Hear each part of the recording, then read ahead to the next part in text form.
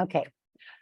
My name's Stacey Ryan. I'm the Policy Manager at ITS Australia. Thank you for joining us for this webinar.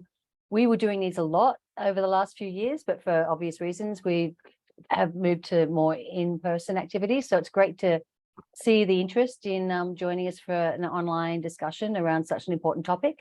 So this is a project that has been driven by Austroads, building on some work that we've done previously around EV charging guidelines, and they've appointed La Trobe to be the research partners for this particular project. ITS Australia were really happy to work with Austroads and La Trobe and iMOVE to support this activity. So we're much smaller financial partners, but very keen supporters of the project.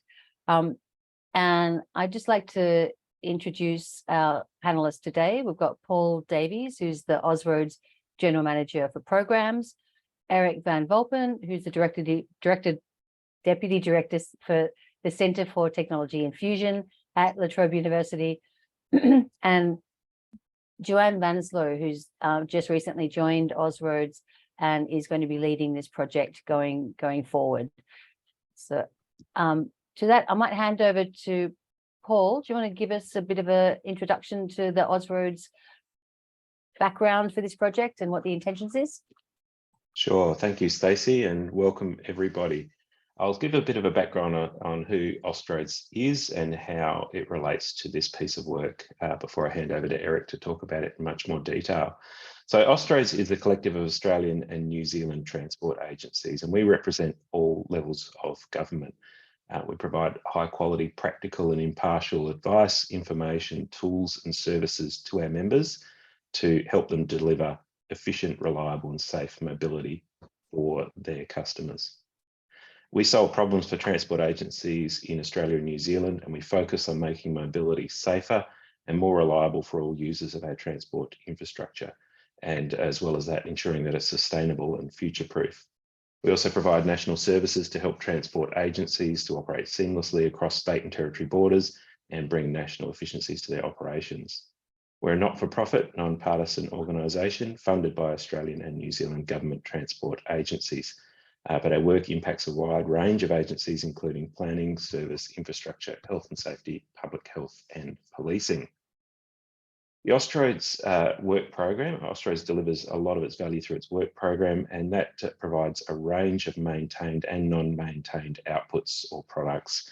And each of those products are designed to help our member organisations and others with road practitioner roles successfully deliver improved roads and transport outcomes. Our work program is divided into 5 programs of work, which includes transport infrastructure, road safety and design, transport network operations, future vehicles and technology, and environment and sustainability. So projects that support the use of low and zero emission vehicles are delivered under our Future Vehicles and Technology program, and that includes this project on accessibility guidelines for low and zero emission vehicle charging infrastructure. We produced the current guidelines just under a year ago, actually, which detail considerations such as site selection and access, energy supply, design, operations, maintenance considerations, and decommissioning in both urban and rural contexts. And what this project will do is ensure that EV charging spaces are universally accessible to all. So with that, I'll hand over to Eric Van Vulpen of La Trobe to take you through the project. Thank you. Thanks, Paul.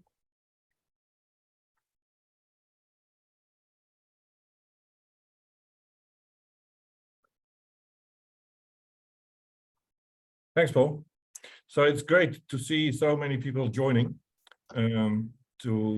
What I'm going to share is our findings to date, which we are putting up for consultation. So our center is a technology R&D center. So we help good technologies go to the market faster. We have a team of engineers that can put pretty much every prototype together, and we test it in the field. And for the past 4 or 5 years, we've been focusing on public transport and how technology can help make that more accessible. So we're very pleased to be involved to help EV charging become accessible. We've looked at in terms of the method, we've looked at the work that has been done primarily in the UK and the USA already in this field. We've found a number of studies that investigate what issues are people experiencing. And we have documented that and we've summarized that, and that's what I'm going to share with you today. And the purpose is to have some feedback on it. There might be some issues that are not captured, that we haven't thought about. And we'd also like to hear about solutions. So it's not just standards, usually is about a minimum standard. But of course, we don't have to go for a minimum standard. We might go beyond that. But that then will lead to an extension of the current Australian guidelines that have been published by Austroads, and that's what we're working towards. So the government has just launched this EV strategy to accelerate the penetration and the adoption of electronic vehicles, which is great. And the main point of that strategy is to make it easy to charge. And what we advocate is the best way to make sure it's easy for everyone is to think about the hardest case, think about the hardest customer. And if you make it simple for them, then it's easy for everyone. So that's how we like to look at our work for people with disability, that often leads to improvements for everyone.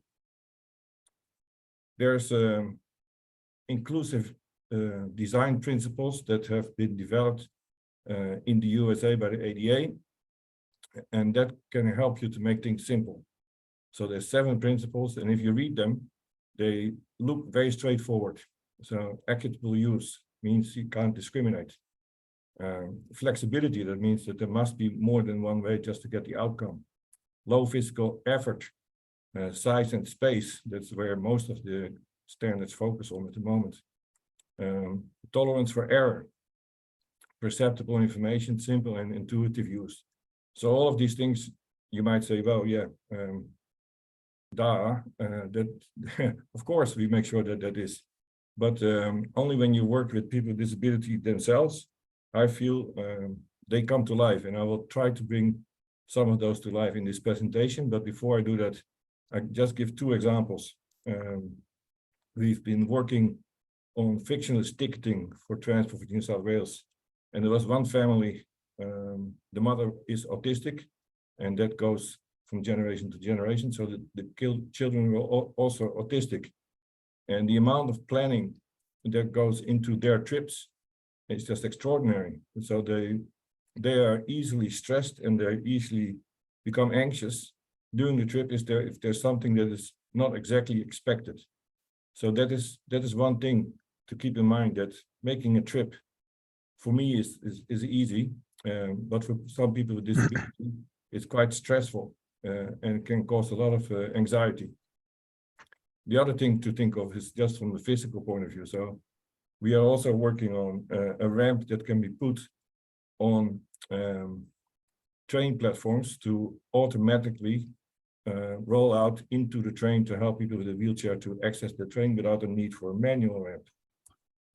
That prototype has a button. So I asked a lady who came in with a rollator, can you please try this product? And before she went on her knees. I said, why are you going on your knees? She said, well, I have a rollator. If I don't do that, I become unstable and I might fall in the gap between the platform and the train, the problem that we try to solve.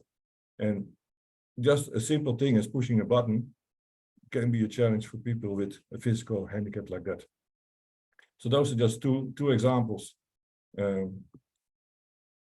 that may not be that obvious, because everybody always thinks about the wheelchair, which is good, but there's other disabilities and there's a wide variety, and all these kind of challenges need to be solved.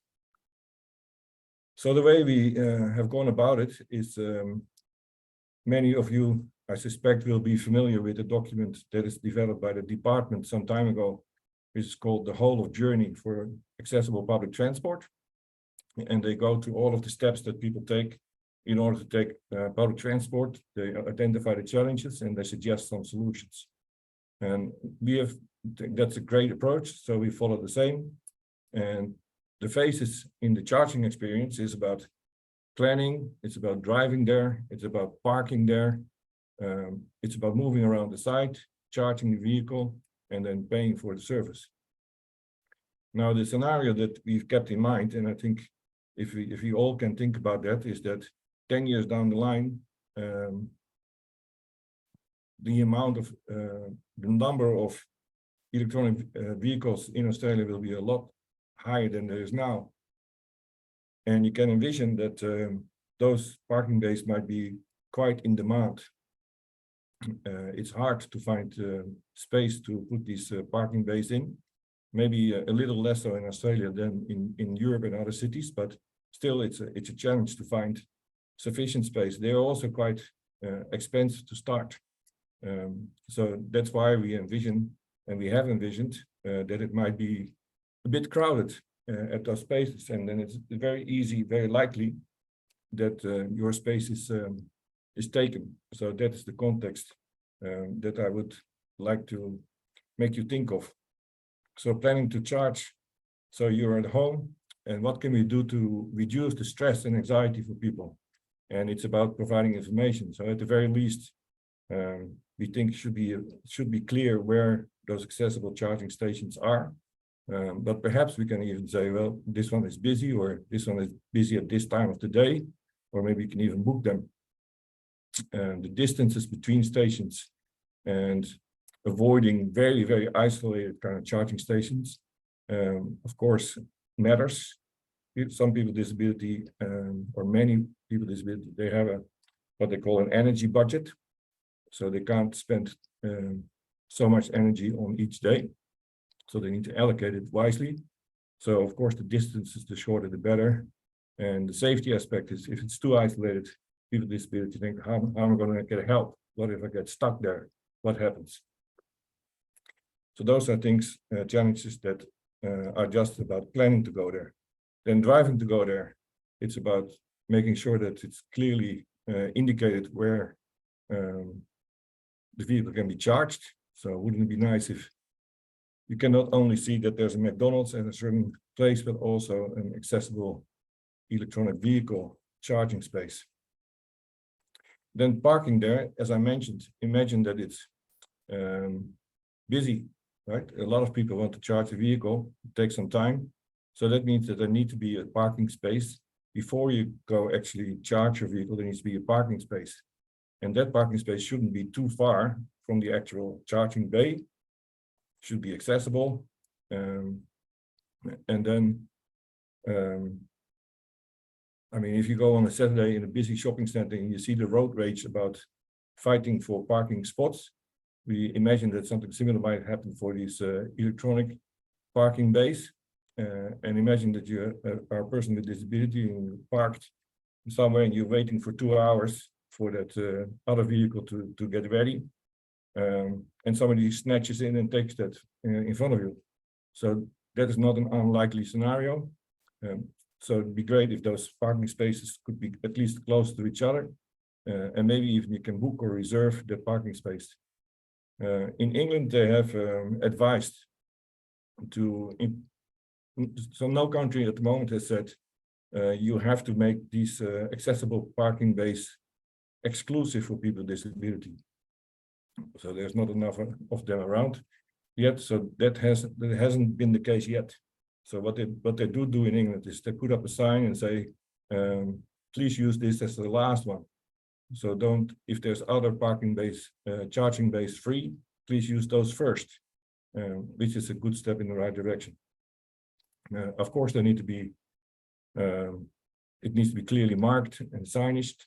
And in some countries, they use indicators for where to park, so that people with disability can park the car right in the middle and make sure they can get around.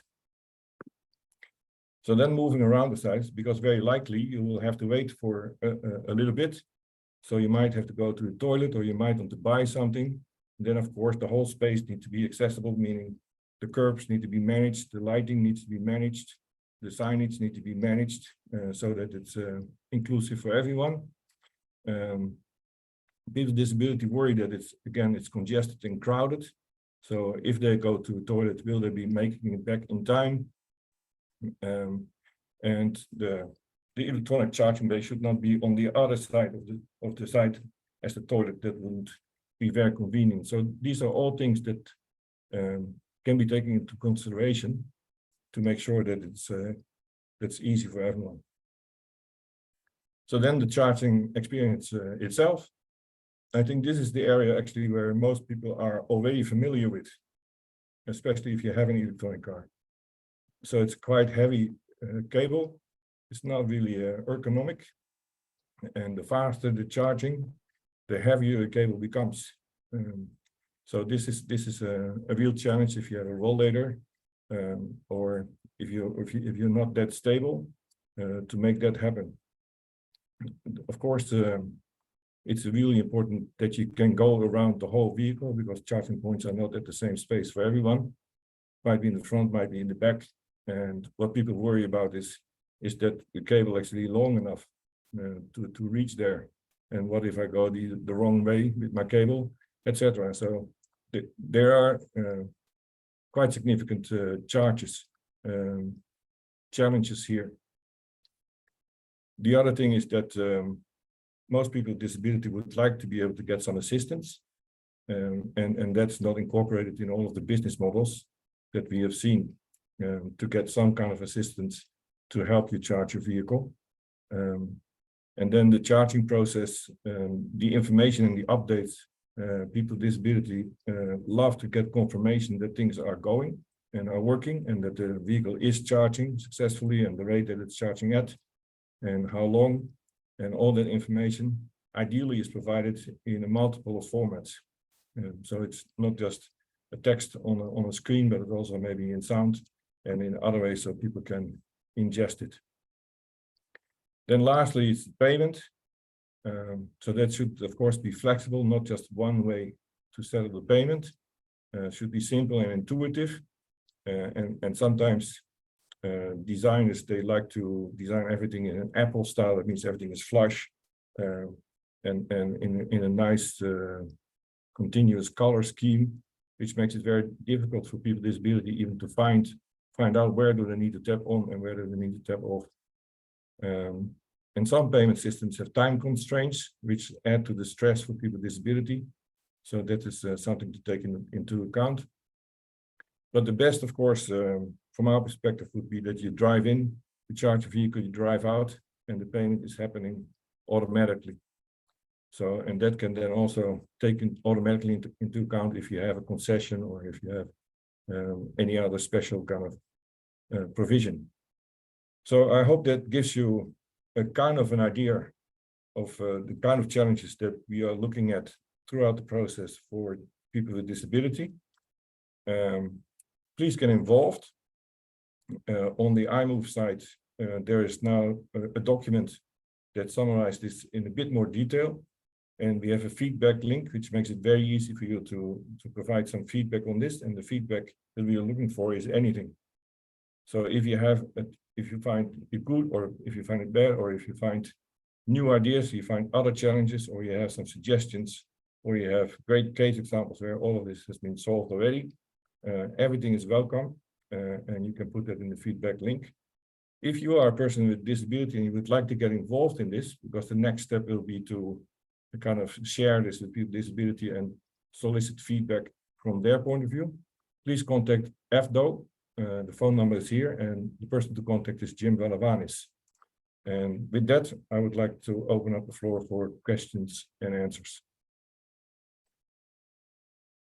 Thanks, Eric. That was a great overview of the way that you approached this issue. Just because the previous mantra for disability access was nothing about us without us. And I think it's been simplified a bit now to basically nothing without us. So you just mentioned ways for people with lived experience to share their ideas as to what this infrastructure should look like. What are the other parts of this project that are dealing directly with disability advocacy groups and others with lived experience?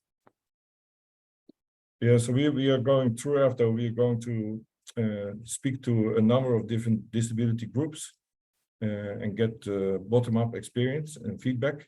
And we are also involving peak body representatives. So the disabilities are often organized by specific disability and who then have a representative group who make sure that their interests are being looked after.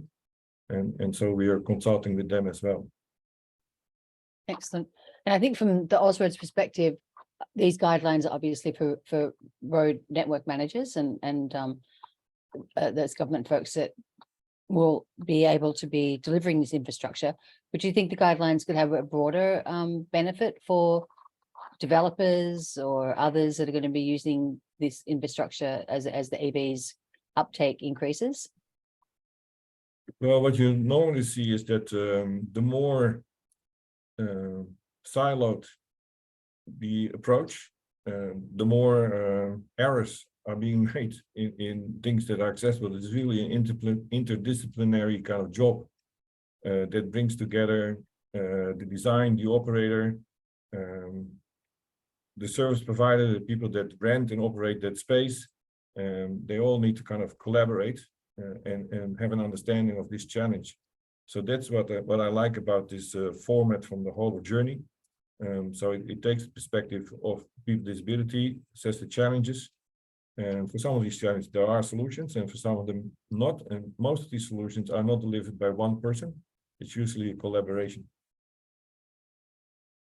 I might just make a comment as well, Stacey. The guidelines are available on our website, and we make those freely available to anyone. So certainly road managers are going to be a big target audience, but anyone who might be a private installer also can make use of those guidelines.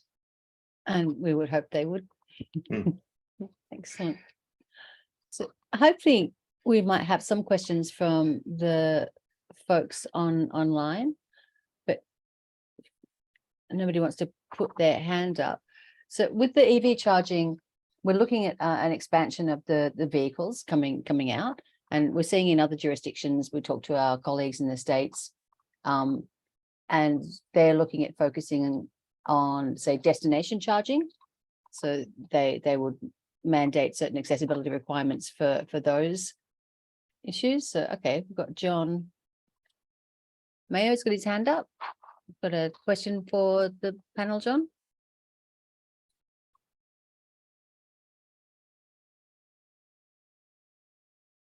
Where are they putting those?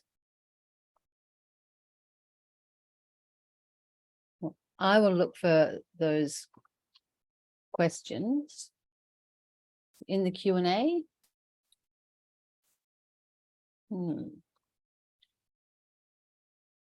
If you want to pop any questions you might have into the Q&A spot, that might make life a little bit easier.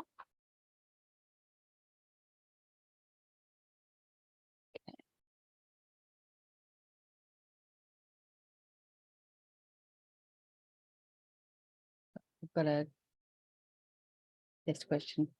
John, if you want to have a look at the Q&A spot and see if you can pop your question in there, that would be awesome.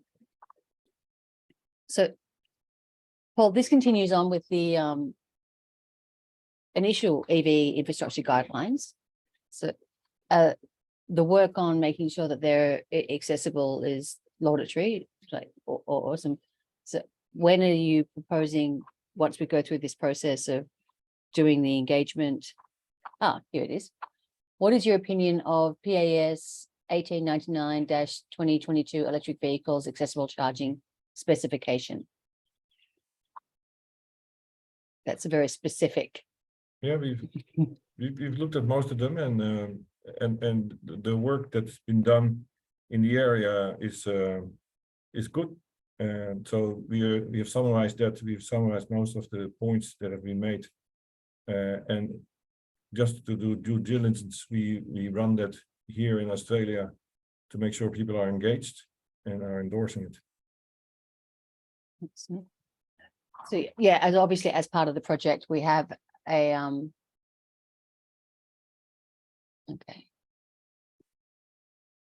okay. So this is, I was just going to touch on this from Emma. How was the research conducted? So you've done a literature review. If you want to go into a bit more detail, Eric, about the methodology. Yeah, I mean, so far we have looked at research documents that we found, academic research that we found, and existing standards from the past in the UK. in the US by the Accessibility Board, and those are already quite well written and quite comprehensive. So we have summarized them and put them together in a document so that people can easily understand it. So those standards are not that easy to read. So our job for now is to make sure that they are kind of accessible to a broader audience without going into too much technical detail about the exact size and the exact measurements and the exact place of bollards, etc. And so we can engage with bottom up with people who are actually using it in order to then provide feedback. Thanks. And Emma, to the rest of your question, this is part of it. So this is the survey, this is the interviews. So this is the engagement process.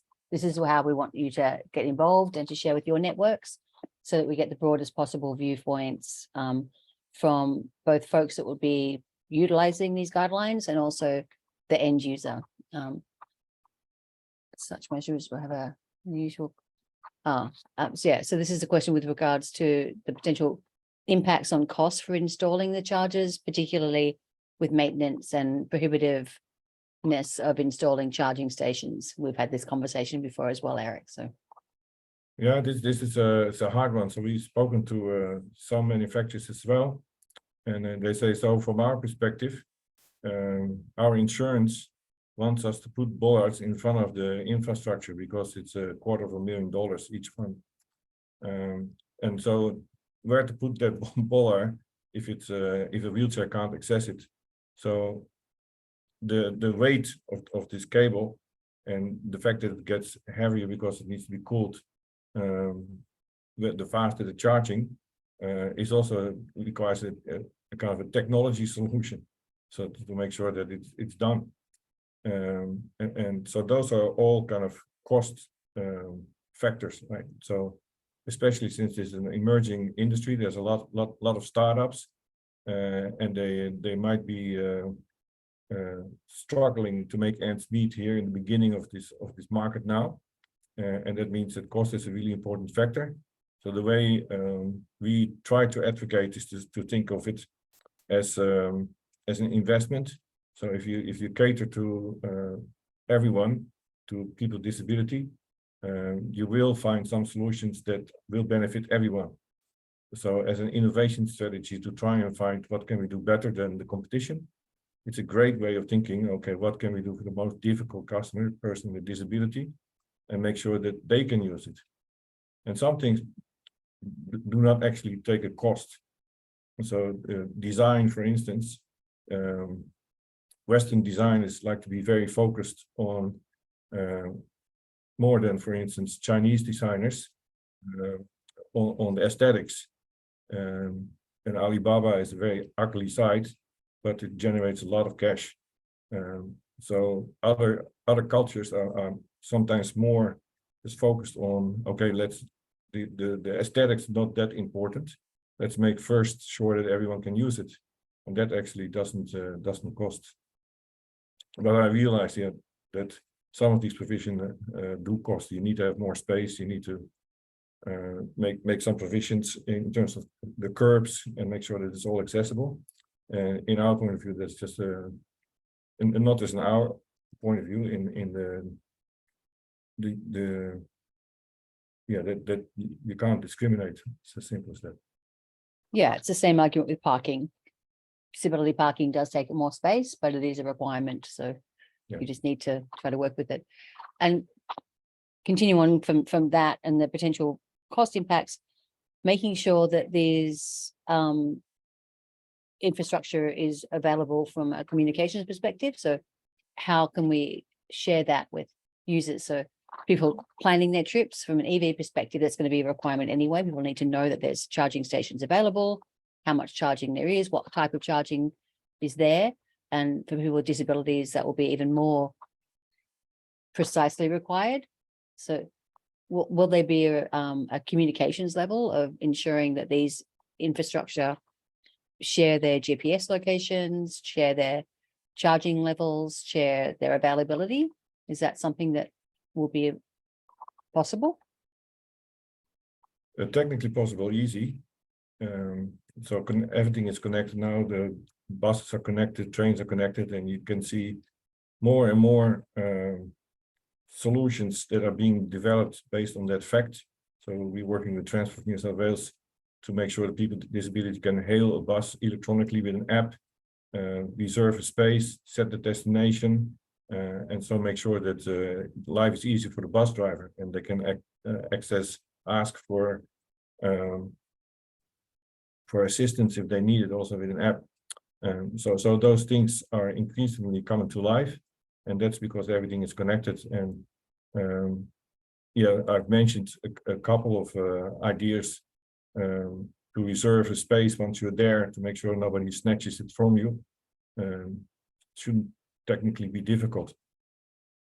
Yeah, I think Australia is one of the first countries to have a fully mapped out geography of all of our public toilets in the country as well. So we could sort of map that as well with the EV charging to add to that.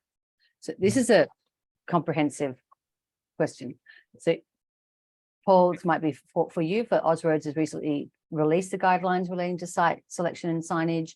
Will this project make further recommendations on accessible charging signage for EV, PHEV and FCEVs, and consider FCEV refueling? Will this project make recommendations? You might want to start off responding to the first part of the question, and I'll continue with the second. Sure. This project is really focused on the charging side. So the plug-in hybrid electrics and the electrics are certainly in that space. But for the fuel cell electric vehicles, it's a little beyond the scope of this project. Doesn't mean that it's not a piece of work that that could be done in the future, though. At the moment, electric vehicles and plug-in hybrid electric vehicles are becoming very much commonplace on our roads. So the need and priority is there for electric charging. And there was just a follow-up on that. Any examples of existing EVSE that require or recognize concessions or similar provisions to payments? And again, Eric and I, we've discussed this before, of enabling people that do have concession supports and for the payment system to be able to recognize that. Yeah, I mean that the technology is there. That for just to drive in and drive out and not having to do anything. So that could be a membership token, or there's various ways how that problem can be solved. Could be recognized in the license plate. There's many ways to do that. So this is another question that gets back to the international standards. As is recognized, we are not a manufacturer and we're a very small market, so we're buying in these EVs, so we need to work with the international standards. So that is part of this project. The standards are definitely part of the literature review and built into the guidelines. I think you can. Yeah, we will not be recommending standards that are different from the international standard, because we know that most of the equipment is not produced here in Australia and there's limited control over. So therefore, yeah, all these things that are currently existing and which we feel are pretty good. So in England, they've done really good research on the requirements that are necessary, and in the US too. So it's a matter of, okay, which ones of these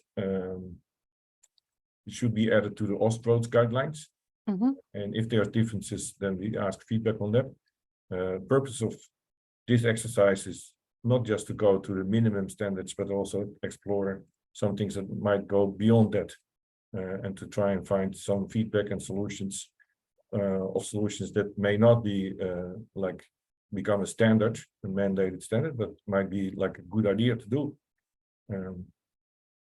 Yeah, I think we have to future-proof this as well, because the vehicles coming in, we have a long aged fleet cycle, but eventually we will majoritively have EVs. So ensuring that in the next 10, 15, 20 years, this infrastructure is fit for purpose, I think is going to be required.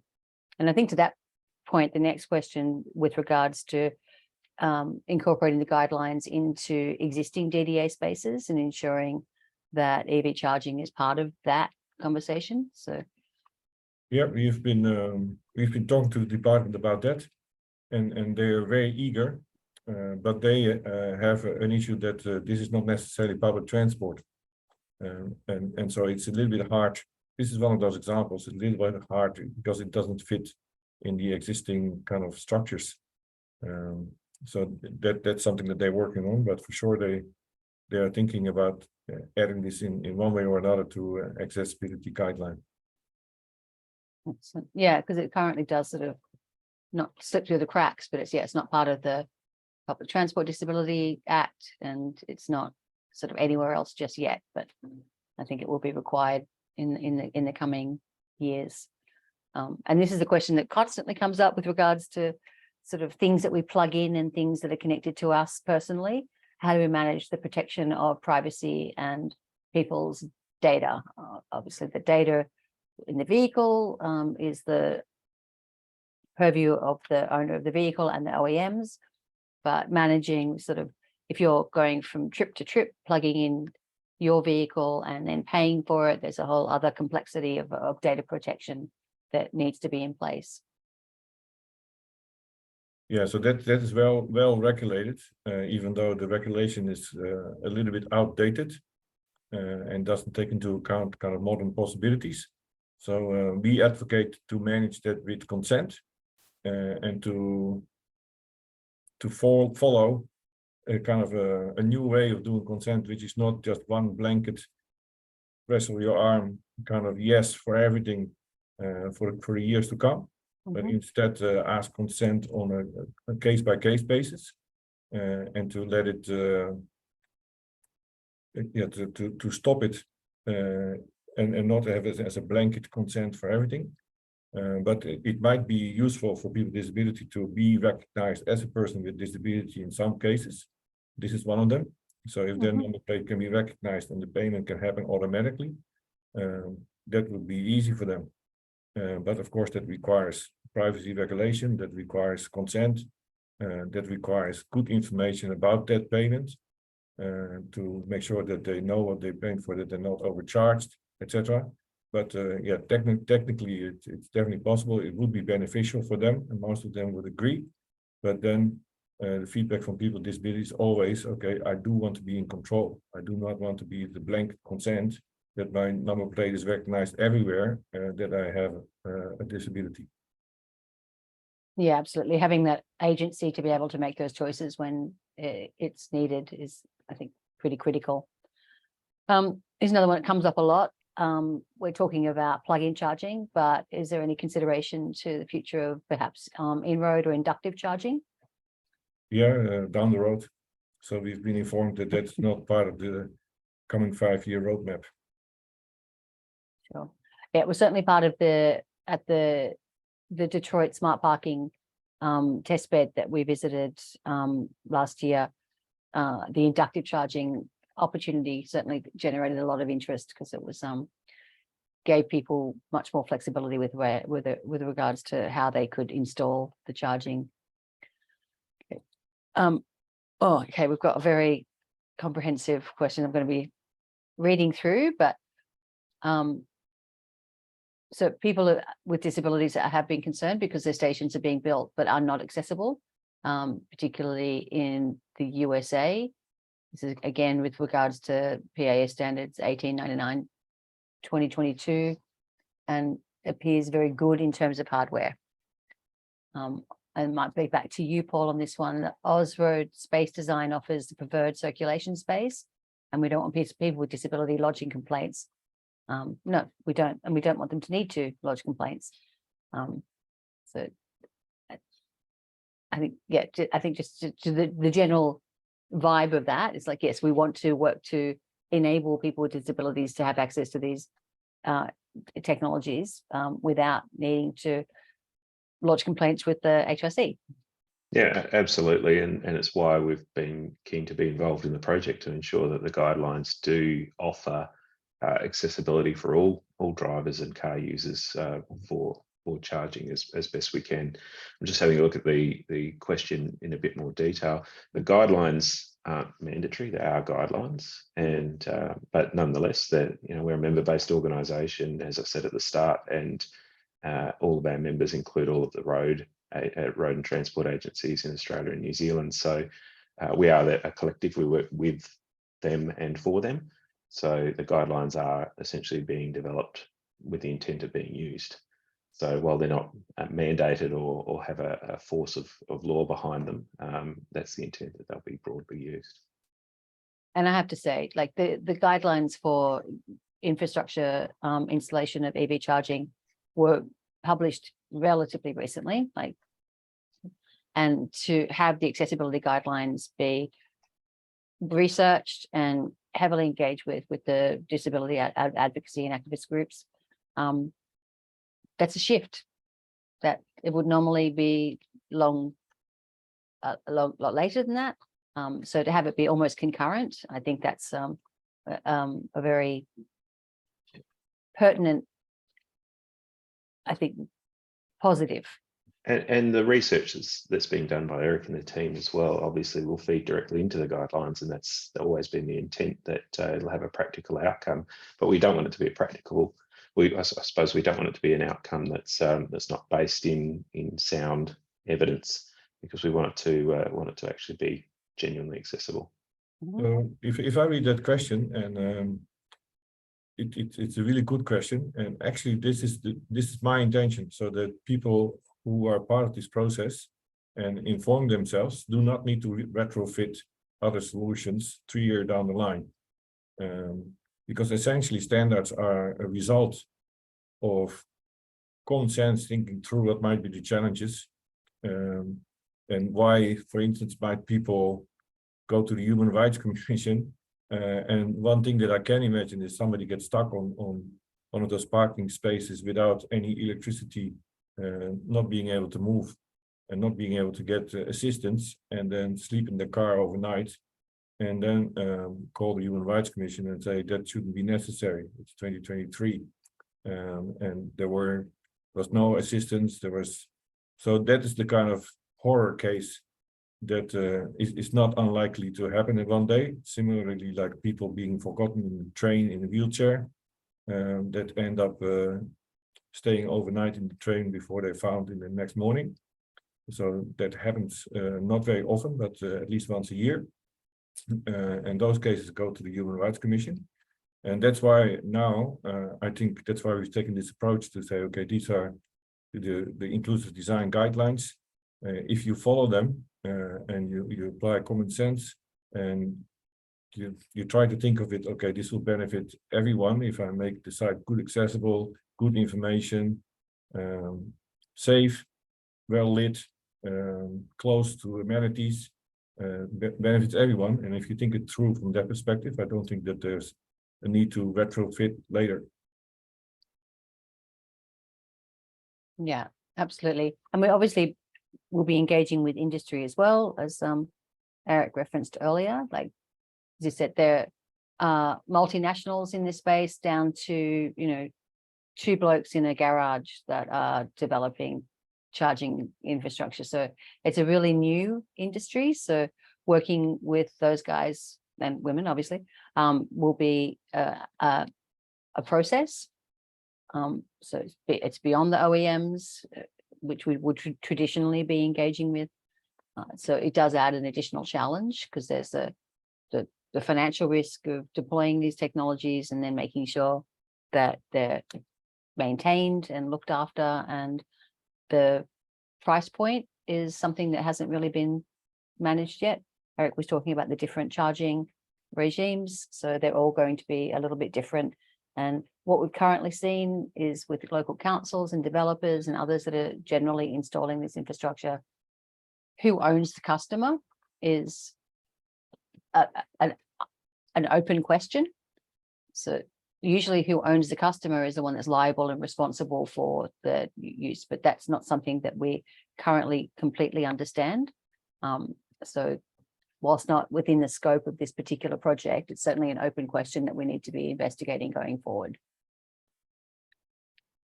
So